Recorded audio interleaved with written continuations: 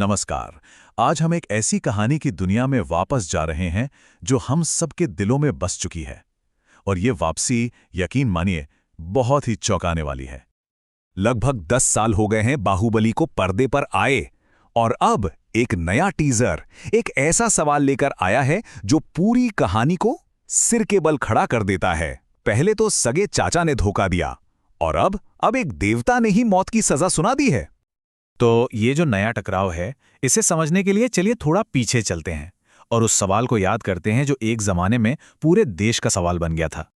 तो देखिए, कहानी की जो सेंट्रल मिस्ट्री थी वो ही पूरी तरह से बदल गई है। अब ये सवाल धरती पे हुए किसी धोखे का नहीं है, बल्कि मृत्यु के बाद एक डिवाइन जजमेंट का है। मतलब अब सवाल कटप्पा ने बाहुबली को क्यों मारा नहीं रहा, अब सवाल है इंद्र बाहुबली को क्यों मारना चाहते हैं। तो चलिए थोड़ा और गहराई में उतरते हैं। ये जो नई एनिमेटेड फिल्म है द इटर्नल वॉर, ये असल में हमें दिखाती है कि अमरेंद्र बाहुबली की मौत के बाद क्या हुआ। तो होता ये है कि मौत के बाद उसे स्वर्ग की शांति नहीं मिलती, नहीं, उसकी आत्मा एक बहुत ही अंधेरी और रहस्यमयी दुनिया में जा पहुंचती है। पौराणिक पाताल लोक, जी हां, धरती के नीचे का वो संसार जिसके किस्से हम सबने सुने हैं। कटप्पा के धोखे के बाद उसकी यात्रा यहां पाताल लोक त्रिपुरा में आकर एक नया मोड़ लेती है। लेकिन वो वहां सिर्फ एक राहगीर की तरह नहीं पहुंचा है, बल्कि उस पर एक बहुत बड़ा इल्ज़ाम है। इल्ज़ाम ये कि देवताओं और असुरों के बीच जो सबसे बड़ा युद्ध हुआ था, देवासुर संग्राम, उसे शुरू करने की वजह वही है। और यहीं से हमारे हीरा की वफादारी पर एक बहुत बड़ा सवाल खड़ा हो जाता है। क्या वो एक नायक है, कोई देवता है, या फिर एक गद्दार? सोचिए, एक तरफ देवता हैं, दूसरी तरफ असुर। एक हीरो के लिए तो चुनाव बिल्कुल साफ होना चाहिए, है ना? पर बाहुबली के लिए कहानी बिल्कुल उलट है। और सबसे बड़ा सवाल यही है कि आखिर बाहुबली किसकी तरफ है। और टीजर का सबसे चौंकाने वाला खुलासा क्या है कि बाहुबली देवताओं के खिलाफ असुरों के साथ मिलकर लड़ रहा है। मतलब ये एक ऐसा ट्विस्ट है जिसके बारे में कोई सोच भी नहीं सकता था। ये जो गठबंधन है ना, ये हमें एक ऐसे बाहुबली से मिलवाता है जो बहुत ज्यादा कॉम्प्लेक्स है, मतलब ग्रे शेड्स वाला। वैसे भी हमारी पौराणिक कथाओं में भी तो ऐसा ही है, देवता हमेशा सही और असुर हमेशा गलत नहीं होते।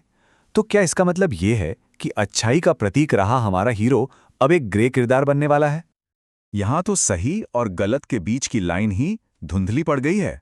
जरा सोचिए इस सिचुएशन को। देवताओं के राजा इंद्र बाहुबली को मारना चाहते हैं, और दूसरी तरफ असुरों का राजा विशासुर बाहुबली को बचाने के लिए इंद्र से लड़ रहा है। मतलब सब कुछ उल्टा-पुल्टा हो गया है।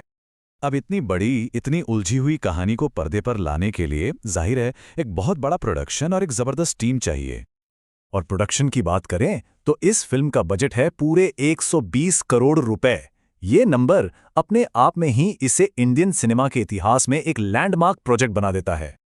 और ये सिर्फ इंडिया की सबसे महंगी एनिमेटेड फिल्म नहीं है, ये इंडियन एनिमेशन को ग्लोबल स्टेज पर ले जाने की एक बहुत बड़ी कोशिश है। इतने बड़े बजट का मतलब है कि हमें वर्ल्ड क्लास विजुअल क्वालिटी देखने को मिलेगी, जो इस तरह की कहानी के लिए बहुत जरूरी है। और इस विजन को हकीकत में बदलने के लिए जो टीम जुड़ी है, वो सच में एक ड्रीम टीम है। बाहुबली यूनिवर्स बनाने वाले एस राजामौली खुद इसे प्रेजेंट कर रहे हैं। डायरेक्शन कर रहे हैं ईशांत शुक्ला, जिन्होंने स्टार वॉर्स विजन्स के लिए अवार्ड जीता है।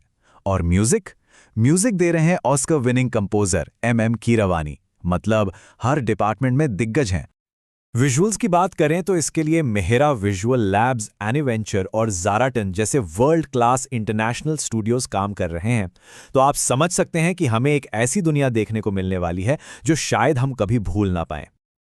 और फैंस के लिए जो सबसे बड़ी ट्रीट है वो ये कि असली बाहुबली यानी प्रभास खुद इस एनिमेटेड हीरो को अपनी आवाज दे रहे हैं, वो भी हिंदी वर्जन में। तो एक जबरदस्त कहानी, एक शानदार टीम, सब कुछ तैयार है। इस फ्रैंचाइजी के लिए एक नए चैप्टर की शुरुआत होने वाली है। पहली फिल्म से लेके अब तक ये सफर करीब 10 साल का हो चुका है, और अब इस कहानी का अगला अध्याय हमें 2027 में थिएटर्स में देखने को मिलेगा। और आखिर में टीजर हमें एक ऐसे सवाल के साथ छोड़ जाता है जो हीरो और विलन की हमारी पूरी समझ पर ही सवाल उठाता है कि जब एक हीरो देवताओं के खिलाफ असुरों के लिए लड़ने लगे तो फिर असली विलन कौन है? सोचने वाली बात है ना?